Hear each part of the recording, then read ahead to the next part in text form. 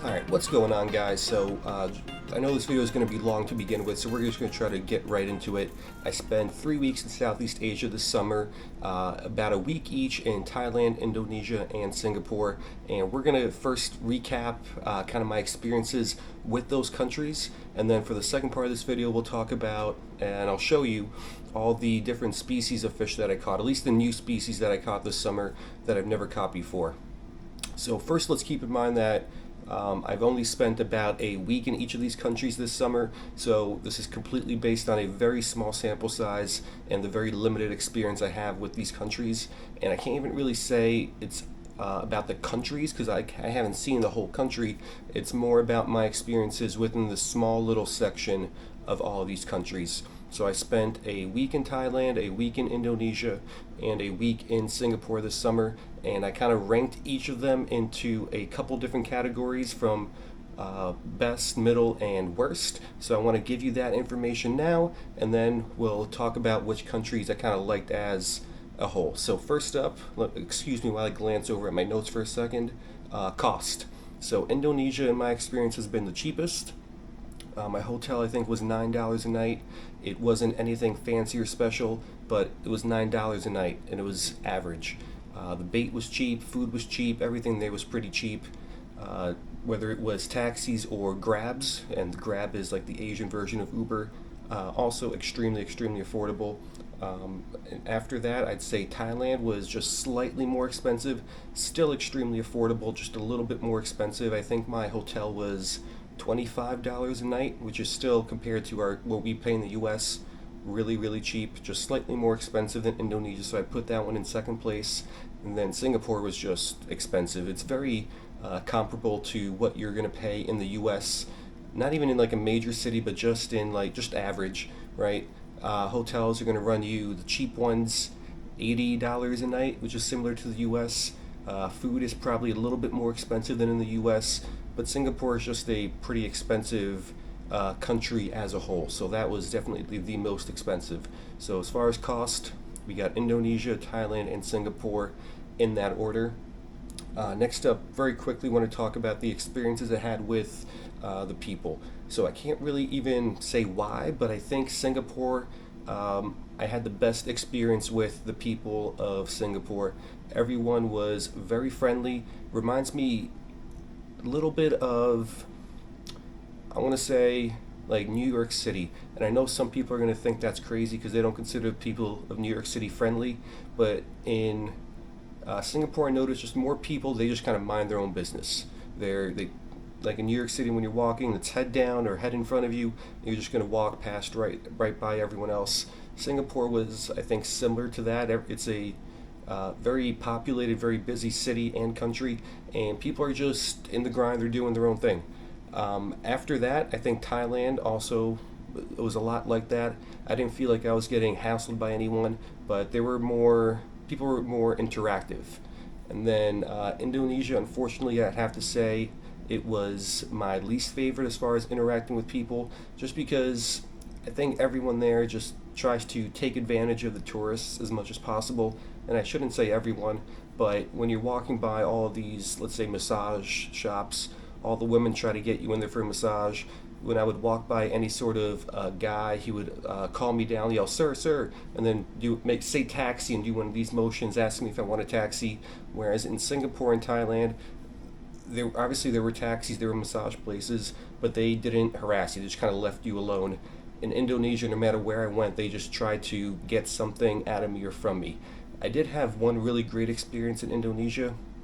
One night I was fishing off of a pier, and I was talking to this tattoo artist. He works down there in Bali. Actually, I'll leave his Instagram in the description. And we talked for a couple hours. He bought me coffee. Really nice guy. And he was just kind of, I would say, a regular, right? He wasn't one of those people that was trying to get something out of the tourists. And unfortunately, I just ran across a lot of people in Indonesia that were trying to get something from me. So that's why I gotta kind of put Indonesia in third place there. So we got Singapore, then Thailand, then Indonesia in that order. And now if we're going to talk about fishing, which is probably what you're most interested in, I got to rank Singapore number one. That was definitely my favorite fishing spot. No, I shouldn't say spot, my favorite fishing area.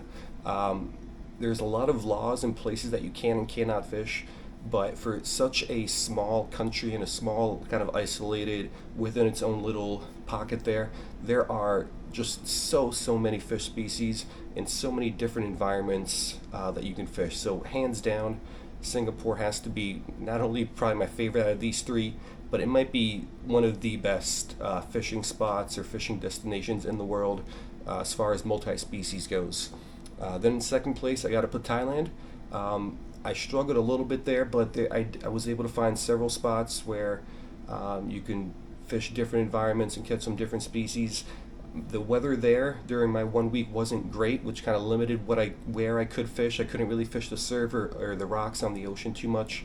It's not the ocean, it's the sea. Couldn't really fish the rocks on the sea too much, but still found plenty of different species, plenty of different places I could fish. And then unfortunately I got to put Indonesia in third place, at least the little part of Indonesia that I got to experience. It's a little bit more polluted. Fishing off of the cliffs didn't produce too well. It's extremely populated, and just the variety wasn't there. I was a little disappointed with how well I did in Indonesia. So as far as fishing goes, Singapore, Thailand, Indonesia. Number 4, it's going to be kind of miscellaneous. So how easy it is to get around, how easy is it to find bait, and that sort of thing. So Singapore, definitely number 1. I'm going to put Thailand in second place here, and Indonesia number 3. I wasted almost a full day there, didn't even really get to fish at all, just because I was looking for bait all over the place. No one had any bait. Indonesia was a little tough. But if I got to put them in kind of like an overall ranking, again, Singapore number 1, I'll put Thailand in it number 2 there in the middle, and Indonesia in it number 3. Now I would go back to all 3. I would love to go back to all 3 actually again and fish some other parts, and maybe my experiences this time around will be different. But just looking back on the small places that I got to experience during this trip, that's kind of the order I would have to rank them in. So let's go ahead and let's get into the actual fish, the fishing. Now let me pull my phone out. I'm going to use this as a little cheat sheet. I probably should have had this opened already. But let's go over the fish that I caught, at least in order that I caught them in. So where are we? Here we go. So I caught plenty of species. A lot of them were new ones. This is my second time fishing in Southeast Asia, so some of them were repeats. But first up, we got the zigzag wrasse. So my first species I caught on my first day in Thailand, a zigzag wrasse. I usually don't like wrasses because they're very annoying to handle. They're slimy and they're spiny. But a lot of them do look very beautiful, and this one is no exception. So I caught plenty of these off of this one pier. After that, we got the moon wrasse. I think a slightly less pretty wrasse, a little bit less annoying to handle. It's in a different genus than the first one, and these guys are not as spiny, not as difficult to handle. Didn't catch as many of these guys. I think maybe only like 3 or 4, but still a pretty cool looking fish. Then we got the Cook's cardinal fish. That part of the world just has so many different species of cardinal fish, and they are a nocturnal family, but it's still pretty easy to catch a lot of different species during the day, especially if you fish like structure, like under a bridge or under a pile, near pilings, under rocks, things like that. So this is a cool one.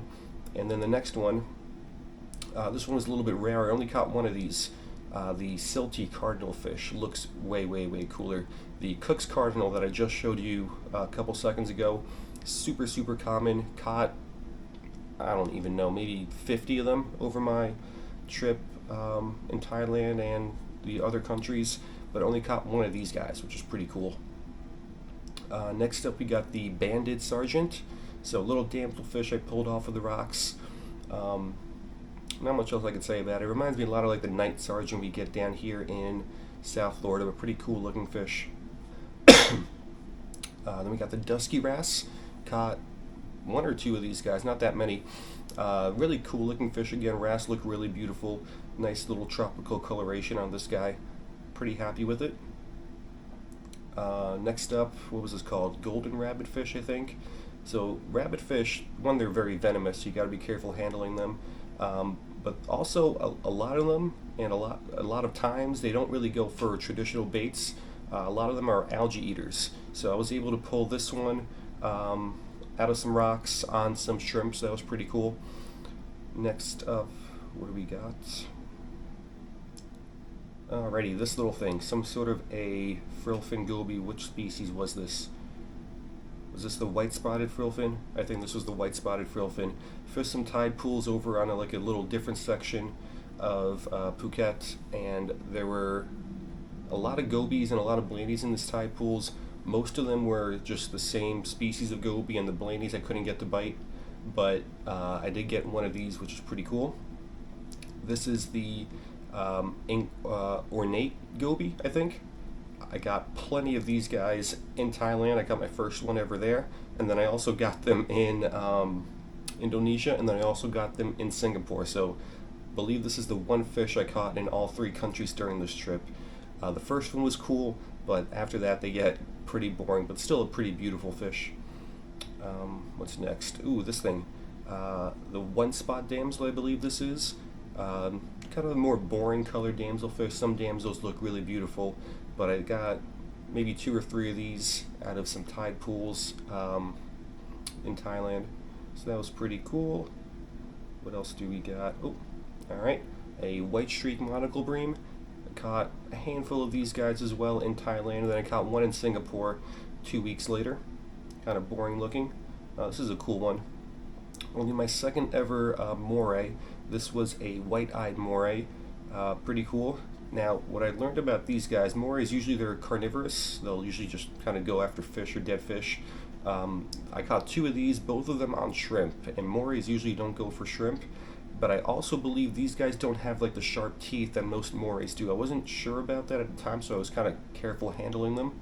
But I'm pretty sure they don't have teeth, at least the like sharp, pointy teeth, like most morays do. So they probably got a little bit of a different diet. Floral wrasse. This was another really cool one. They got some cool patterns on them. They're probably camouflaged pretty well with whatever is down there underwater. And these guys were a lot easier to handle than most of the wrasse species that I have caught. Oh, a blue-lined, either hind or hind. I'm still not sure how to pronounce that word. It's a kind of family of grouper. I've caught several hinds or hinds, both in the Atlantic and now the Indo-Pacific. And this is just a really, really beautiful fish. It's kind of dark, but it's got these like metallic blue lines. I'm sure you can obviously see it, but I ended up catching, I think, 3 of these guys, and that was really, really cool. Really good looking fish. Let's see what else. Oh, this was a cool fish. The high fin shrimp goby. So shrimp gobies are cool. They share burrows with these different shrimps, which is why they're called shrimp gobies, and they got kind of a symbiotic relationship with one another. Singapore has a good amount of shrimp gobies. Is this my first ever? I think this is my first ever species of shrimp goby, which is really, really cool. I ended up catching 2 of these in Thailand.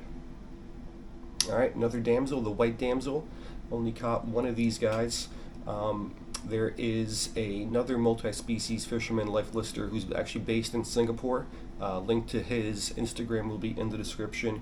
SG Multi-Species Fishing. He's helped me a lot in Singapore, but he also ended up fishing in Thailand about a year ago, I think, so he gave me some good intel on that area, and he kind of helped me find this one, told me where he caught his. I ended up casting toward that spot, and I ended up catching my own white damsel.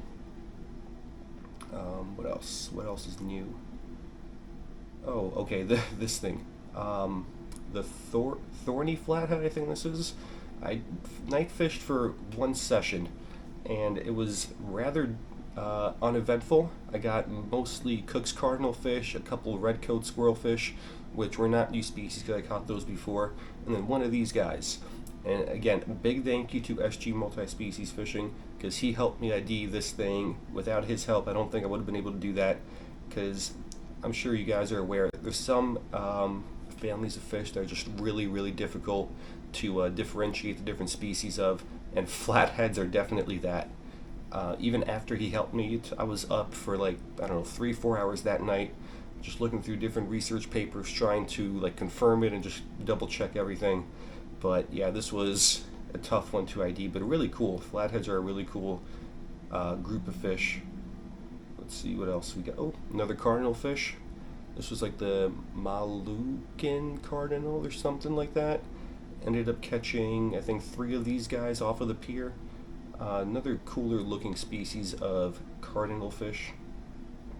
Alright, the 2-spot banded snapper, or banded 2-spot snapper. Forgot the actual name of this guy. Only caught 1 of these. Pretty cool looking snapper species. Nothing all that fancy or exciting about it, but a new species is a new species. Now these guys were also tough. This one is the dusky-tailed cardinal. I ended up catching 5 that I thought were all the same species, and again afterwards I went back to look at it, and thanks to SG multi-species fishing I figured out that they were actually 2 different species. So this is the dusky-tailed, and then this one looks pretty similar, right? This is the orange-lined. So I guess in different light conditions, different environments, they look, you could tell them apart better, but obviously they look very similar right now. The way I ended up being able to ID them, there's a 3rd species that looks like this too that I didn't catch, was different ratios. So like head length to body length ratio, body depth to standard length ratio, and then finally the serrations on the operculum. So based on all of that, I was able to figure out that these 2 were these 2 species and not just the same species, so that was pretty cool that I was able to figure that out. Of course, with that person's help, we got a dory snapper, which, it's another snapper.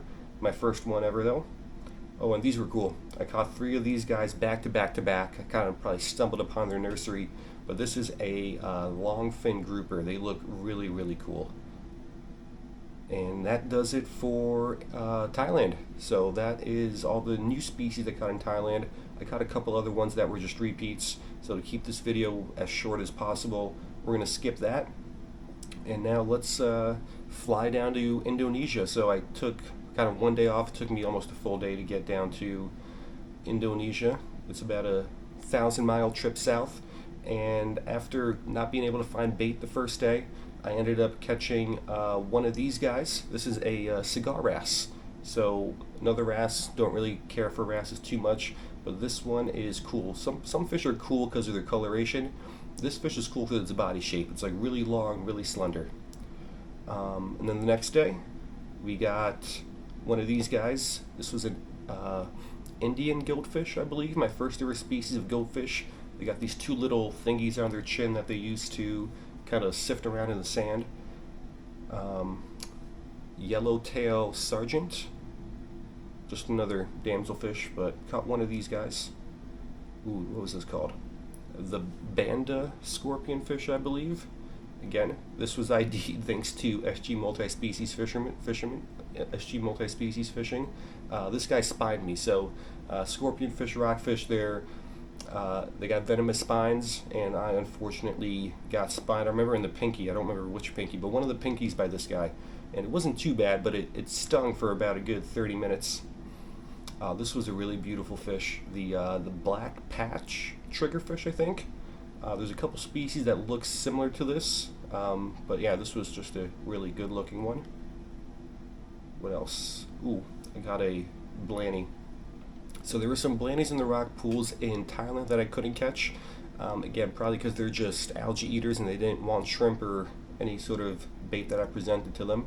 But I did catch 3 of these guys in Indonesia out of a rock pool at lower tide. The striated rock skipper, I think that's what these guys are. And so these guys wanted shrimp, so that was always nice. What was this called? The 5-lined wrasse. Annoying to handle, but extremely, extremely beautiful, just like a lot of wrasses are. The Indonesian weedfish. This was also difficult to ID, and I'm pretty sure I got the ID right, because it's like the only species in that area that fits the parameters, but I wasn't able to find anywhere online where they have this coloration. But that's really the only thing that I could find that fits. So if you know what this is and it's not an Indonesian weedfish, let me know, but I'm pretty sure I got that right. Alright, this thing is a triple tail wrasse. Very similar to the floral wrasse that we got in Thailand, but it has, I think, 1 more dorsal fin spine, if I'm not mistaken, or dorsal fin ray, I don't remember. I think it's spine. But yeah, just a little difference like that. can produce a whole different species, so that was cool. This thing's cool. Puffers are always cool. I love the novelty of catching puffers. Of course, once you catch a couple dozen of them, it gets boring. But I only caught one of these guys. This is a species of sharp-nosed puffer. I forgot the name of it. Ambon Toby, I think, something like that. Really cool. The sharp-nosed puffers are a really cool genus of puffers. I got one from the Caribbean, one from the Canary Islands, and now I got one from Thailand. Ooh, the circle cheek wrasse, another cool looking wrasse. These were pretty common. I caught a handful of these guys in Indonesia. Alright, this thing, this is the banded grunter, I think, if I'm not mistaken. It was some sort of a grunter, I think. Not sure. Just kind of boring little silvery fish I caught night fishing off of a pier one night. This thing, the common threadfin, also ID'd by SG Multi-Species Fishing. That guy always comes through.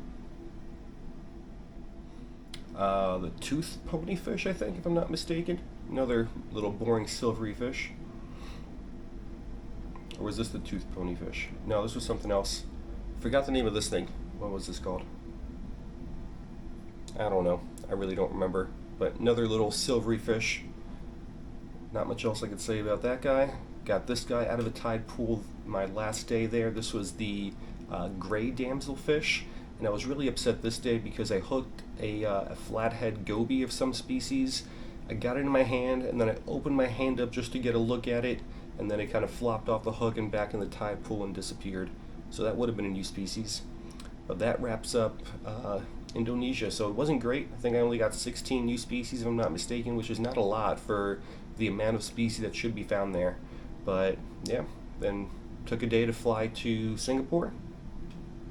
Fished some parts of Singapore that I didn't get to fish 2 summers ago now, because this was my second time going to Singapore. And we got this thing, the night goby, which a lot of people seem to think this is a really cool looking fish. I think it just looks like a boring silverish goby, but a lot of people seem to like it. I think it's just okay. Then this thing was awesome. Some sort of an archer, is it banded? The banded archerfish, I think it is. There's 2 types of archerfish found in Singapore. This is the more common one. The rarer one I saw a couple times, but I couldn't catch that guy. But this is cool. These are the species that shoot water out of their mouth through the air onto like little bugs and stuff hanging out in the trees, and they'll knock them down into the water. So yeah, really cool fish.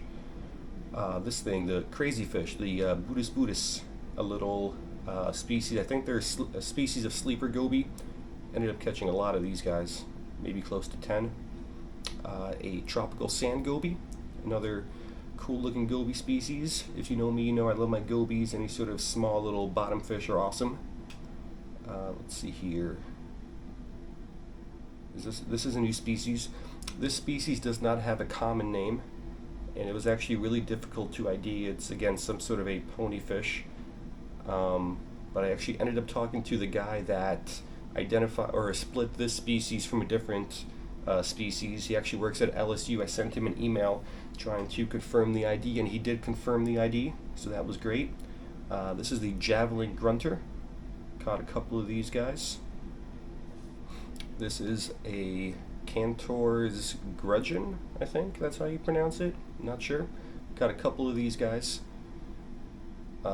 This is the spotted green goby. Again, another little goby. Now this was really cool. This was my first ever mud skipper. This was the yellow spotted mud skipper. So there's, I don't know, about half a dozen different mud skipper species in Singapore. This was the first and only one I caught that day, because I had to catch the boat back to the mainland. I was fishing like a little island off the coast, but that was really cool. What else do we got here? This was a herring scad, another little boring silvery fish, but a new species is a new species. This was cool. The insignia shrimp goby, another really cool little shrimp goby species. Singapore has a pretty good amount of shrimp gobies. This was the lagoon shrimp goby, another really cool looking little shrimp goby. Did a little bit of night fishing. This night I actually fished with SG Multi-Species Fishing. and he helped me catch this guy. This was a white-lipped eel-tail catfish. All right, this thing is a brown stripe scat, I think. Another boring little silvery species of fish. This is some sort of mohara whose name I actually don't remember right now, but there it is, another boring little silver colored fish. Okay, this is cool. This was the barred mud skipper, so ended up catching actually probably more of these guys than any other mud skippers. These guys were probably the most common mud skipper that I've come across. This was the gold spotted mud skipper. Only got one of these guys, but one is all you need. This is the pink spotted shrimp goby, which I think it still is one of my favorite catches ever. I really wanted to catch this guy 2 years ago when I went to Singapore for the first time. That was the one species I wanted to catch more than anything else, and I didn't. But then, second time around, I caught, I don't know, maybe a dozen of them. Alright, back to the mud skippers. This is a giant mud skipper, and this is like a juvenile version. These guys get pretty big, but another species of mud skipper. And then this is a barramundi. So that is the last new species from this Southeast Asia trip. So I am now going to show you a list and the number of all the species that I caught total, meaning all the new species and species that are not new ones for the life list, and it's a lot of them. So this was an absolutely great trip. Spent 3 weeks in Southeast Asia. Wouldn't want to do it any other way. Of course, the fishing could have been better. It could always be better, even if I have a great day. I would have loved to have caught one more new species somewhere along the line, but overall, I'm very happy with it. So, again, let me know if you have any questions on anything fishing or travel related. I love traveling, I love fishing, I love seeing the world, and I love sharing all the cool fish with you guys. So, hope you guys liked it, and I will see you guys next time.